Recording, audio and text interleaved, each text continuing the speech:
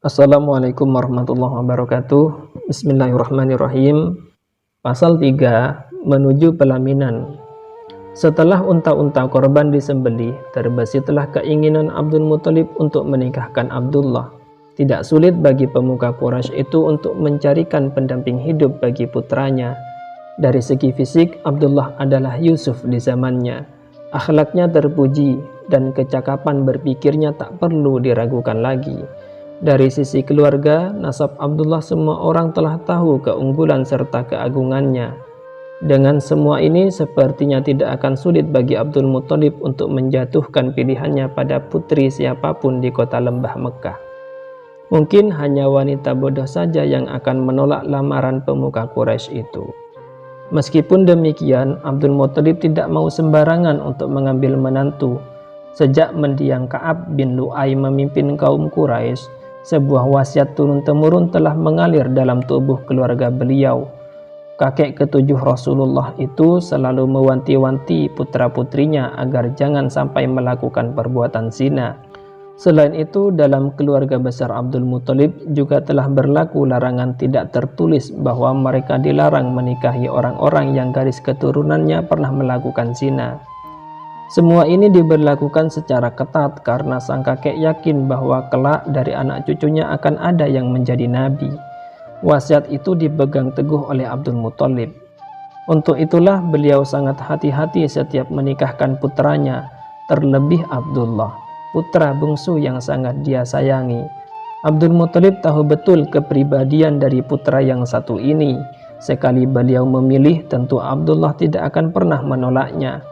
Karena itulah beliau benar-benar memeras otak ketika memilihkan calon istri bagi putra kesayangannya itu. Pimpinan kaum Quraisy ini benar-benar tidak ingin salah pilih. Sekali keliru tentu akan mengakibatkan kekecewaan bagi sang putra mahkota. Bagi Abdul Muthalib, kekecewaan Abdullah adalah tusukan perih tepat ke ulu hati dan tak akan mudah untuk diobati. Sebuah keputusan akhirnya diambil oleh Abdul Muthalib. Pilihannya jatuh pada Aminah, putri dari seorang laki-laki tersohor pemimpin klan Zuhrah bernama Wahab bin Abdul Manaf bin Zuhrah. Bersama putranya, Abdul Muthalib segera berangkat ke perkampungan klan Zuhrah.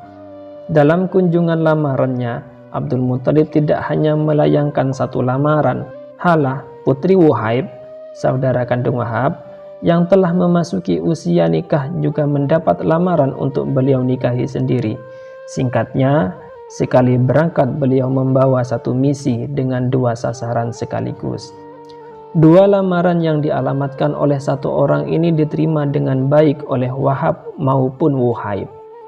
Siapa yang tidak akan menerima lamaran seindah itu? Sekali mengiyakan, Wuhaib akan memperoleh menantu seorang pemuka Quraisy yang sangat disegani.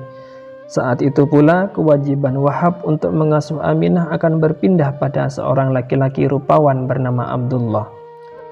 Sosok pria idaman yang tak perlu diragukan lagi akan kemuliaan, ketampanan, dan tanggung jawabnya. Ini adalah hari paling bertuah dalam sejarah hidup dua keluarga pembesar klan Zuhrah. Lamaran Abdul Muthalib segera menjadi berita hangat di kota Mekah. Peristiwa pengorbanan Abdullah yang sebenarnya masih pantas untuk mereka perbincangkan di kedai-kedai makin lenyap, seolah tergulung angin padang pasir dan entah menguap di mana. Setiap orang sibuk mengukur keutamaan yang terdapat pada sosok Abdul Muthalib dan putranya. Sulit bagi masyarakat Mekah untuk menilai siapa yang lebih unggul di antara keduanya. Memang usia Abdul Muthalib jauh lebih tua dari Abdullah. Namun kakek Nabi yang dikenal rupawan itu tetap tampak gagah dipandang mata. Bahkan beliau tampak beberapa tahun lebih muda dari usianya. Celoteh demi celoteh dalam rangka menyambut hari pernikahan kedua orang itu menyimpulkan Abdullah lebih hebat dari Abdul Muthalib. Gegap gempita menyeruak kota Mekah tatkala dua orang mempelai laki-laki berjalan menuju rumah calon mertua. Semua orang keluar rumah untuk menyaksikan pernikahan pemimpin mereka.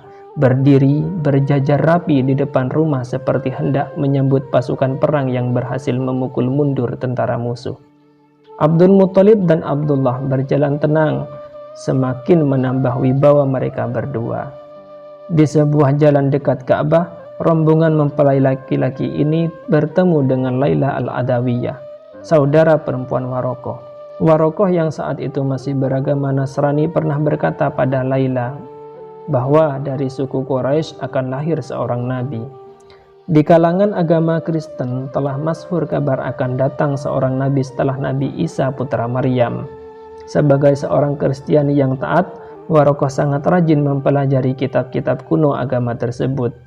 Dari kitab-kitab itulah akhirnya Warokoh menemukan sebuah catatan yang menerangkan ciri-ciri nabi terakhir. Pernyataan Warokoh ini terus terngiang dalam pikiran Laila. Wajar tatkala ia melihat sebuah cahaya di wajah Abdullah, dia berpikiran bahwa mungkin inilah ayah dari calon nabi yang diutarakan oleh Warokoh. Tanpa mempedulikan berpuluh-puluh pasang mata yang menatap padanya, Laila mencoba menghentikan Abdullah dan menyapanya. "Abdullah, engkau hendak pergi kemana?"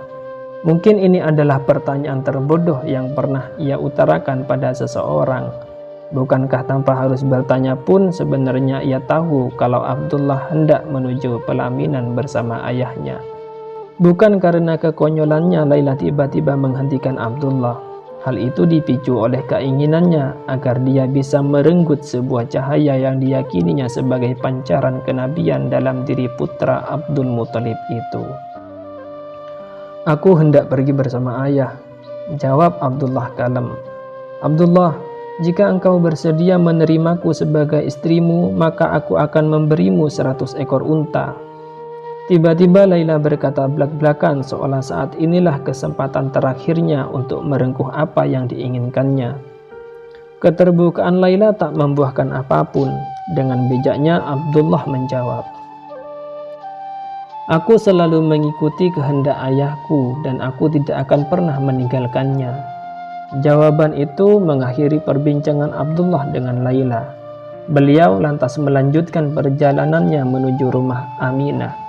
Belum juga sampai di rumah yang ditujunya, Abdullah kembali dicegat oleh seorang wanita. Dia adalah Fatimah binti Mur al-Kha'thamiyah, seorang peramal Yahudi yang tekun mendalami kitab Taurat. Dasar seorang peramal, tanpa malu-malu ia mengucapkan beberapa kalimat yang tidak kalah seronok dari Laila. Hal itu juga dipicu dari keyakinannya bahwa Abdullah inilah calon ayah dari nabi yang ditunggu-tunggu oleh kaum Yahudi maupun Nasrani. "Wahai pemuda, maukah engkau sekarang bersetubuh denganku? Aku akan memberimu 100 unta jika kamu mau melakukannya." Mendengar hal itu, Abdullah menjawabnya dengan sedikit ketus sebagai pelajaran atas kelancangan dukun perempuan itu. "Segala sesuatu yang diharamkan, aku bersedia mati untuk menjauhinya. Sedangkan yang telah dihalalkan, maka aku harus mengetahui lebih jelas tentangnya. Bagaimana aku akan memenuhi permintaanmu yang tercela itu, padahal orang yang mulia akan menjaga harga diri dan agamanya." Begitulah sikap beberapa orang wanita yang memang mengetahui kelebihan Abdullah luar dalam. Namun mereka harus gigit jari karena beliau tetap tak goyah. Baktinya pada orang tua membuatnya teguh dan tak sedikit pun tertarik untuk menanggapi godaan-godaan itu. Hari itu di usianya yang ke-18 beliau mengucapkan akad nikah di hadapan Wahab, ayah Aminah, mengakhiri masa lajangnya dan siap dengan tanggung jawab barunya. Sesuai adat kaum Quraisy, setelah akad Abdullah bermalam di rumah mempelai wanita selama 3 hari. Menjelang hari keempat, barulah Aminah diboyong Abdullah menuju bahtera rumah tangga barunya. Alhamdulillah, semoga bermanfaat. Wassalamualaikum warahmatullahi wabarakatuh.